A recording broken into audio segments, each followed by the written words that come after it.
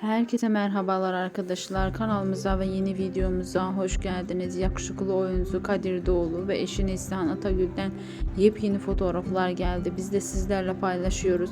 Siz de kanalımıza abone olmayı unutmayın. İyi seyirler. Hoşça kalın. Bizimle kalın.